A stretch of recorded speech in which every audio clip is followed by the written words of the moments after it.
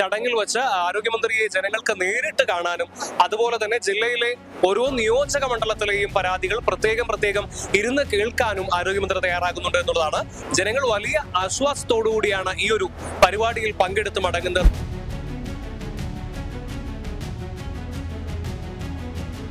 Government ഹോസ്പിറ്റലുകളെല്ലാം ഏറ്റവും മികച്ച തലത്തിലേക്ക് ഉയർത്തിക്കൊണ്ടുവരാൻ വേണ്ടിയുള്ള ഗവൺമെന്റിന്റെ പ്രവർത്തനങ്ങളാണ് കായകൽപ്പ പദ്ധതിയിലൂടെ നമ്മൾ ഉദ്ദേശിക്കുന്നത്. തന്നെ താലൂക്ക് ആശുപത്രിയും ജില്ലാ ആശുപത്രിയും അതൊക്കെ പ്രവർത്തനക്ഷമമാകുമ്പോൾ മെഡിക്കൽ കോളേജ് വളരെ കൃത്യമായി മുന്നോട്ട് പോകും.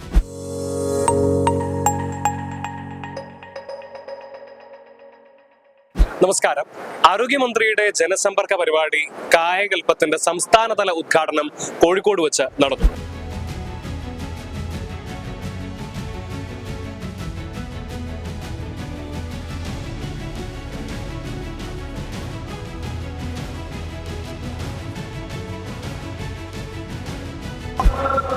ആരോഗ്യ മേഖലയിൽ സംസ്ഥാനത്ത് മൊത്തമായിട്ടൊരു പുനരുജ്ജീവനം കൊണ്ടുവരുന്നതിന് വേണ്ടിയിട്ടാണ് ഗവൺമെന്റ് കായകൽപ്പം പ്രോജക്റ്റുമായിട്ട് മുന്നോട്ട് വരുന്നത്. നമുക്ക് എല്ലാവർക്കും അറിയാം, കായകൽപ്പം എന്ന് പറയുന്നത് പഴയകാലത്തൊക്കെ നമ്മൾ കേട്ടുപരിചയമുള്ള ഒരു വാക്കാണ്.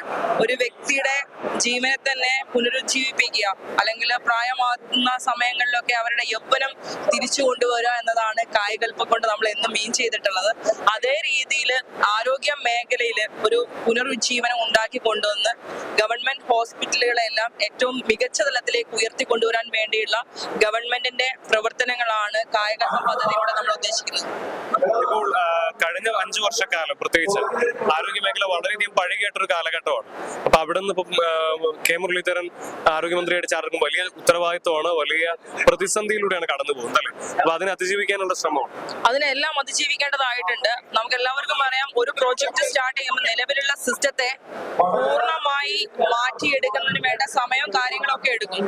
പക്ഷെ എന്നിരുന്നാൽ പോലും അതിനെല്ലാം അനുഭാവപൂർവ്വം പരിഗണിച്ചുകൊണ്ട് ജനങ്ങളുടെ വിഷയങ്ങൾ ഒരുപാടുണ്ട് ആരോഗ്യ മേഖലയിൽ. കഴിഞ്ഞ കുറെ നാളുകളായിട്ട് നിങ്ങൾക്ക് പറഞ്ഞതുപോലെ പഴി കേട്ടുകൊണ്ടിരിക്കുക.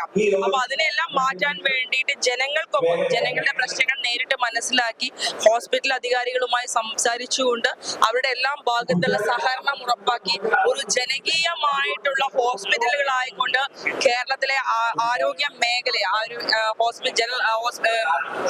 ഗവൺമെന്റ് ഹോസ്പിറ്റൽസിനെ എല്ലാം മാറ്റിക്കൊണ്ടുവരാൻ വേണ്ടിയുള്ള ശ്രമമാണ് ഇതിലൂടെ ഉദ്ദേശിക്കുന്നത്. ഇപ്പൊ എല്ലാറ്റിനും രാഷ്ട്രീയം പറയേണ്ട എന്നുള്ള ഒരു അഭിപ്രായക്കാരനാണ്.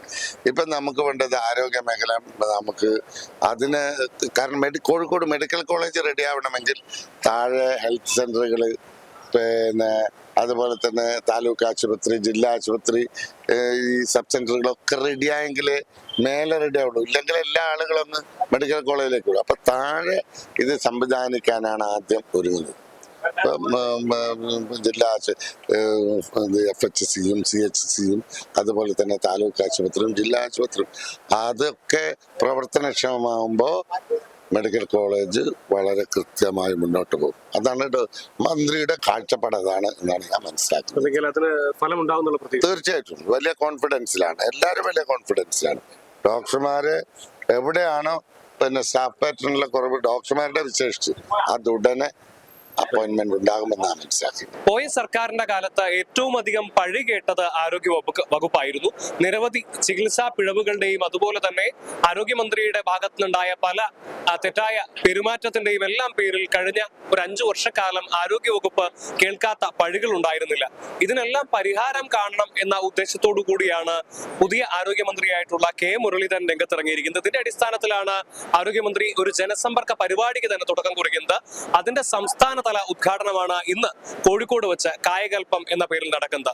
ഈ ഒരു ചടങ്ങിൽ വെച്ച് ആരോഗ്യമന്ത്രിയെ ജനങ്ങൾക്ക് നേരിട്ട് കാണാനും അതുപോലെ തന്നെ ജില്ലയിലെ ഓരോ നിയോജക മണ്ഡലത്തിലെയും പരാതികൾ പ്രത്യേകം ഇരുന്ന് കേൾക്കാനും ആരോഗ്യമന്ത്രി തയ്യാറാകുന്നുണ്ട് എന്നുള്ളതാണ്.